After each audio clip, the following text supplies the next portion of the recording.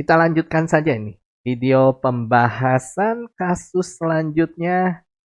Ini masalah medan magnetik ya. Di kelas 12 kita belajar materi ini. Jadi ada sebuah elektron ya. Kita mengetahui elektron itu adalah bermuatan negatif. Nah, ini katakanlah elektron ya. Sedang bergerak horizontal ke ini arah pergerakannya. Bergerak horizontal ke kiri jelas nantinya dengan kecepatan atau kelajuan tertentu ya, nanti dilambangkan dengan V. Nah, memasuki sebuah medan listrik 80 kV per meter yang berarah vertikal ke atas. Ya, jadi di sini ada ruangan bermedan listrik ya yang arahnya ke atas. Nah, medan listrik disimbolkannya dengan E. Ya. Kemudian ada juga medan magnet. Ya, jadi dalam ruangan ini ada medan listrik arah ke atas. Medan magnet sebesar 0,4 Tesla menembus bidang gambar. Kita mengetahui ya, arah yang menembus bidang itu dilambangkannya dengan cross seperti ini. Ya, di materi medan magnet ya, kita udah belajar ini salah satu arah dalam ruang dimensi 3 ya. Jadi kalau menembus bidang gambar disimbolkannya dengan cross. Nah, ini adalah arah medan magnet. Ya, nanti disimbolkan medan magnet itu B ya. Medan listrik E, medan magnet B. Nah, supaya nantinya si elektron ini tetap bergerak horizontal ya, horizontalnya ke kiri. Nah, kecepatan si elektron ini harus berapa? Jadi gini, karena di dalam atau di dalam ruangan ya ada medan listrik dan medan magnet, nantinya akan ada dua gaya yang bekerja pada elektron ini. Jelas, nantinya gaya yang disebabkan oleh medan listrik itu adalah gaya Coulomb. Ya, ini masalah listrik statis kita udah belajar. Ya, jadi gaya Coulomb nantinya disebabkan oleh pengaruh medan listrik ini. Dan untuk muatan negatif atau elektron kita pernah belajar ya bahwa gaya Coulomb nanti berlawanan arah dengan arah dari medan listriknya. Nah, ini kan medan listrik yang E arahnya ke atas. Nah, nantinya bekerja gaya Coulomb pada elektron ini yang arahnya berlawanan. Berarti gaya Coulomb arahnya ke bawah. Nah, ini Ft ya. Gaya Coulomb, kita singkat aja Ft. Nah, kemudian nanti ada satu gaya lagi yaitu gaya Lorentz. Nah, gaya Lorentz itu karena pengaruh dari medan magnet. Ya, kita udah pernah belajar ini, jadi harusnya nggak canggung. Baru kita belajarnya ya di kelas 12. Nah, untuk menentukan arah gaya Lorentz, kita bisa menggunakan kaidah tangan kanan. Nah, ini anggaplah tangan kanan kita. Nah, kenapa posisinya seperti ini? Kalian bisa lihat. Nah, untuk ibu jari itu mewakili arah kecepatan. Kebetulan ini kan kecepatan elektron arah ke kiri. Tadi kan elektron sedang bergerak horizontal ke kiri. Makanya posisikanlah jempol kita, dia arahnya ke kiri. Ini menggunakan tangan kanan kita ya. Jadi kalian nanti boleh ikuti yang ada di gambar ini. Kalian posisikan ibu jari arahnya ke kiri. Seperti ini ya. Nah, jadi ini arah dari kecepatannya atau V.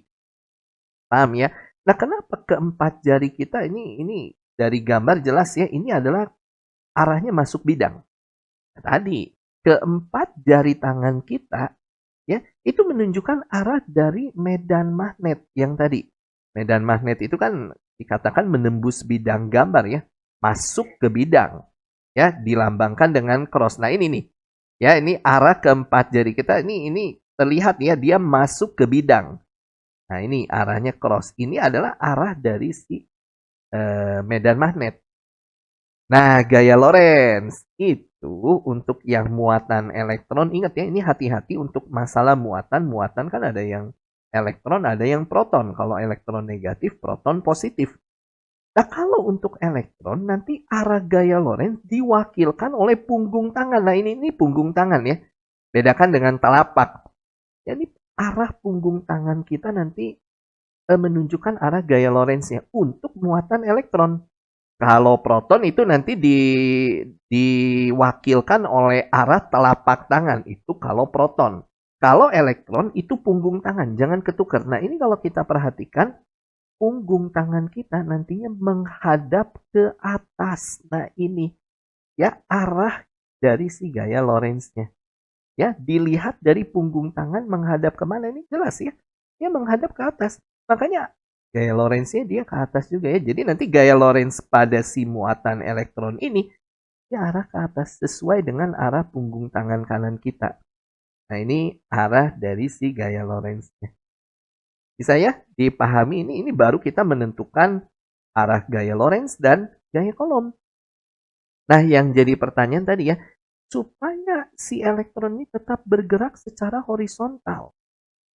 Nah, kecepatannya harus sebesar apa nih? Yang jelas, supaya si elektron ini tetap bergeraknya ke kiri, nanti besaran gaya Lorentz dan gaya Coulombnya ini harus sama.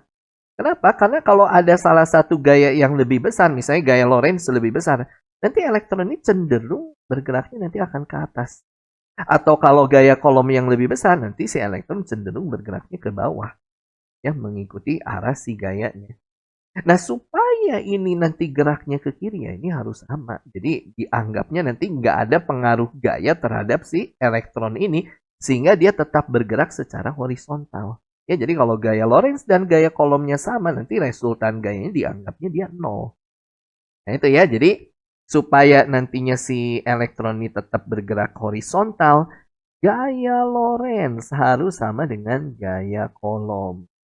Nah, untuk masalah gaya Lorentz pada muatan yang sedang bergerak, ya itu dirumuskan. Ini kita belajar ya, itu adalah Q dikalikan dengan V. Nah, V di sini kecepatan yang mau kita cari. Nanti ya kecepatannya kita akan carikan. Nah, ini V di sini ya. Q VB.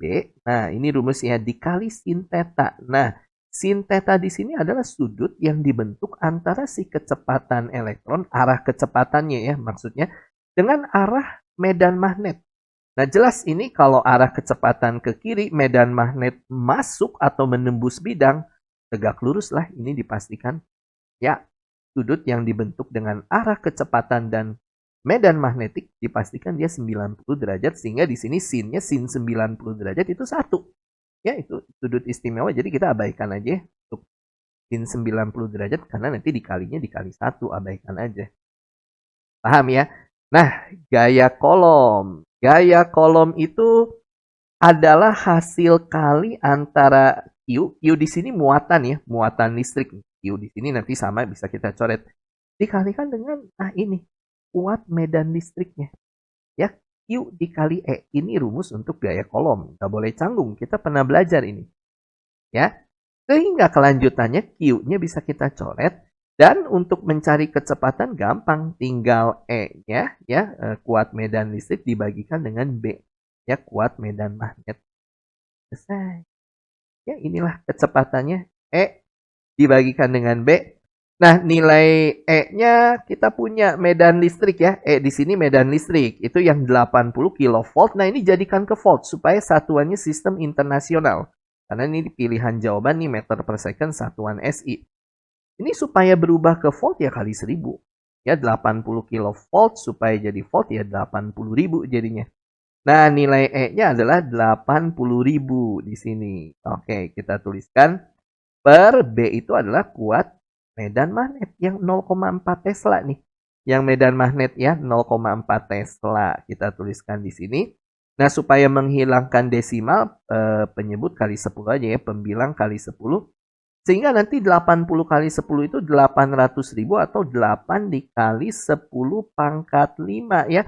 Pernya 0,4 kali 10 itu 4, sehingga jawabannya adalah 2 kali 10 pangkat 5. Nah, nanti satuan kecepatan meter per second, selesai.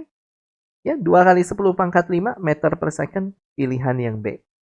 Dipahami ya cara kerjanya, ini masalah medan magnet, ini gabungan nih. Ada medan magnet dan ada listriknya juga di sini. Oke, sip.